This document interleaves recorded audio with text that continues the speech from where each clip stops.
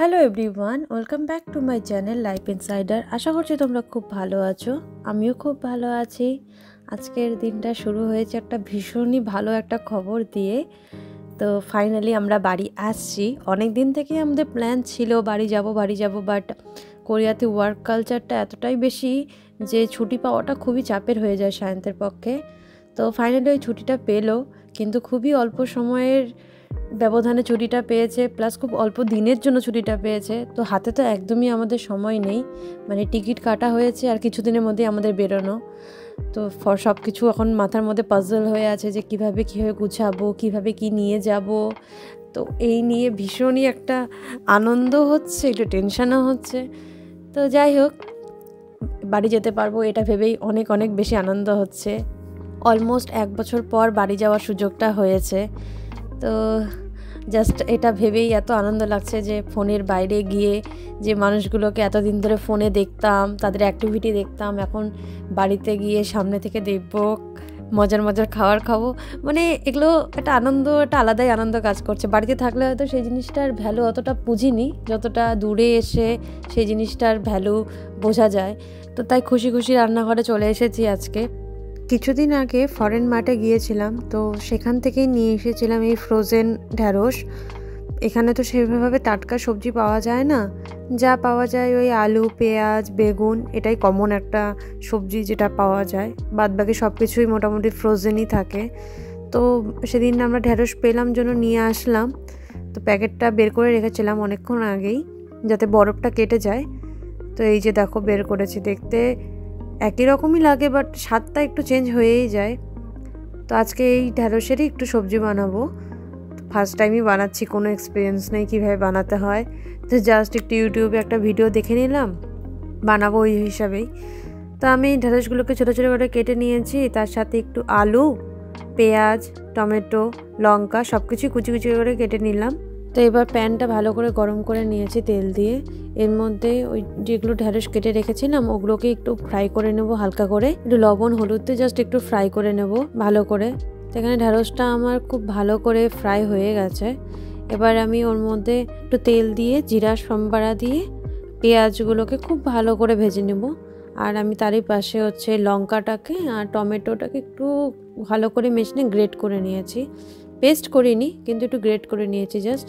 তো সেটাই দিয়ে দেবো, আর তার সাথে একটু ধনিয়া পাউডার আর জিরে পাউডার দিয়ে এটাকে জল দিয়ে একটু ফুটিয়ে নেব। ভালোভাবে ফুটে আসলে এর মধ্যে আগে থেকে ভেজে রাখা ঢ্যাঁড়সটা আছে ওটা দিয়ে দেবো, আর একটু উপর দিয়ে গরম মশলা ছিটিয়ে দিয়েছিলাম।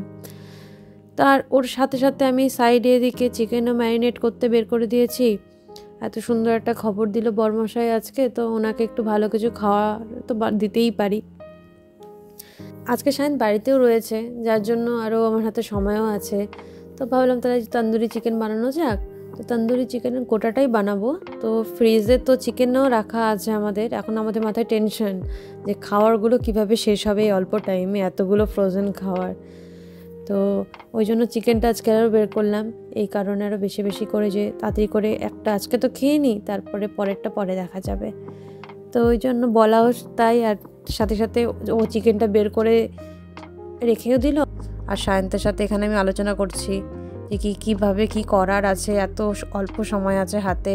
টিকিটটা কাটার পর সবার আগে বাড়িতে কল করেছি, মাকে জানালাম যে আমরা আসছি। দুই বাড়ি তো মানে খুশিতে সবাই আনন্দ, আমাদের জন্য এখন দিন গুনছে কখন আমরা আসবো। মানে আমাদের থেকে বেশি এক্সাইটেড তারাই যে আমরা বাড়িতে যাচ্ছি ফাইনালি এতদিন পর। খালি আমি যদি সবার সেই এক্সপ্রেশনগুলো ক্যাপচার করতে পারতাম, বাট আমি কিছুই ক্যাপচার করতে পারিনি। জাস্ট আমি নিজের মধ্যেই পুরো সারপ্রাইজ হয়ে গেছিলাম যে হুট করে একটা হয়ে গেল। মানে হোপ ছেড়ে দিয়েছিলাম যে আমাদের এর মধ্যে আর যাওয়া পসিবল হবে। তো এই চিকেনটা ম্যারিনেট করার জন্য আমি আগে নিয়ে নিয়েছি দই, তোমরা যতটুকু তোমাদের দরকার সেটুকু নেবে। তারপর একটু গরম মশলা, জিরে powder, black pepper, chaat masala, লেবু, একটু হলুদ, একটু নুন আর একটু জিঞ্জার গার্লিক পেস্ট। এই সব কিছু দিয়েই আমি চিকেনটাকে খুব ভালো করে মেখে মোটামুটি সারাদিনের জন্যই রেখে দেবো। আমি তো রাতে বানাবো, এখন তো সকাল হচ্ছে, 4-5 ঘন্টা থাক এভাবে রাখা। পুরো এটাকে ভালো করে ওকেই বলেছি তুমি করো, এটা আমার দ্বারা পসিবল না, আমি এদিকে রান্নাটা সামলাই। তো ওটা পুরো চিকেনটাকে ভালো করে মশলা দিয়ে ম্যারিনেট করলো। আমি জাস্ট তন্দুরি মশলাটার গ্রেভিটা প্রিপেয়ার করে দিয়েছি, বাদ বাকি সম্পূর্ণ ওরই দায়িত্ব। আমি বলেছি এবার তোমার কাজ, তুমি চিকেনটা ধুয়েছো, তুমি পরিষ্কার করেছো, এবার তুমি ভালো করে ওটাকে মশলা মাখিয়ে রেডি করো। আমি আর এর মধ্যে যাব না, কারণ আমার এই পাশে রান্না আছে। তো ও দেখি নিজেই চলে আসলো, পুরো চামচ দিয়ে চিকেনটাকে এপাট ওপাট করে কাট লাগিয়ে ভালো করে পুরো মশলাটাকে ম্যারিনেট করতে রেখে দিল। আমি শুধু ওকে লাস্টে বললাম যে তুমি তাহলে এটা জিপলক দিলাম, এই জিপলকে পুরোটাকে ঢুকে রেখে দাও। তো এই জিপলকের মধ্যে পুরো চিকেনটাকে ভালো করে এয়ার টাইট করে রেখে দাও। এখন তো আর খোলার নেই, খুলতে সেই সন্ধ্যাবেলা 7:30টার দিকে, রাত সন্ধ্যার সময় খাওয়া হবে এটা। এক সাইডে এটা হয়ে গেল, আর এই সাইডে আমি রান্না করতে থাকলাম, দুটো কাজ একসাথেই হয়ে গেল। আর এইদিকে আমার রান্না অলমোস্ট রেডি। এদিকে ভাত হয়েছে, এই যে ঢ্যাঁড়সের তরকারি, ডাল আর একটু স্যালাড। এই ছিল আমাদের আজকে দুপুরের মেনু।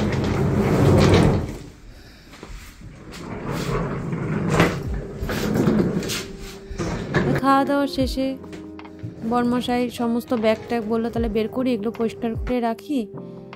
বলাও তাই, কাজও তাই, শুরু হয়ে গেল বাড়ি যাওয়ার আর একটা স্টেপ। তো সব ব্যাগ বের করে সব টিস্যুগুলো দিয়ে ওটা ভালো করে পরিষ্কার করতে শুরু করলো। জানি রাস্তায় যেতে যেতে এর চেয়ে বেশি নোংরা হবে এখন যা রয়েছে, বাট স্টিল জামা কাপড় ঢোকাবো, এতদিন ধরে ওটা রয়েছে একটা জায়গায়, তাই একটু পরিষ্কার তো করতেই হবে। তো তাই পুরো ব্যাগগুলো পরিষ্কার করতে থাকলো, আমি বসে বসে ভিডিও বানাচ্ছি ওর। আমার তখন মজা দেখা খালি। এখন মনে হচ্ছে ঘড়ির কাঁটা দৌড়াচ্ছে, দেখতে দেখতে সন্ধ্যাও হয়ে গেল। তো যাই হোক, এই দেখো চিকেনটা ম্যারিনেট করে রেখেছিলাম সকালবেলা, ওটা এই দেখো কতটা জল ছেড়েছে। এখন এটাকে এয়ার ফ্রায়ারে করব আমি। তোমরা চাইলে এটা তন্দুরিতেও করতে পারো বা কড়াইতেও করতে পারো, একটু গ্রিল লাগিয়ে করলেও হবে, তোমাদের যার যেমন ইচ্ছা করতে পারো, বাড়িতে যেরকম থাকে। তো আমার কাছে এয়ার ফ্রায়ার রয়েছে জন্য আমি এয়ার ফ্রায়ারেই করছি। তো আমি 1 মিনিটের জন্য প্রিহিট করতে দিয়েছিলাম আগে। এটা 180-তে ওই অলমোস্ট 15 মিনিটস টু 20 মিনিটস এই পিঠ উল্টিয়ে জাস্ট করে নেব। এই দেখো ফাইনাল রেজাল্ট, ভীষণই ভালো হয়েছিল খেতে। যদি একটু তন্দুরি মশলা দিতে পারতাম এক্সট্রা করে ওপরে, আরও বেশি ভালো হতো। তো এটা আমি ওপর দিয়ে একটু চাট মশলা আর একটু লেবু চিপে এটা আমরা খেয়েছিলাম আমরা দুজনে, ভীষণই টেস্টি হয়েছিল। তো আর ভিডিওটা বড় করব না, আজকের মতো তাহলে এতটুকুই। আবার দেখা হবে পরে একটা ভিডিওতে। ততক্ষণের জন্য সবাই সুস্থ থেকো, ভালো থেকো, আর ভিডিওতে অনেক অনেক অনেক অনেক কমেন্ট করো। Bye bye.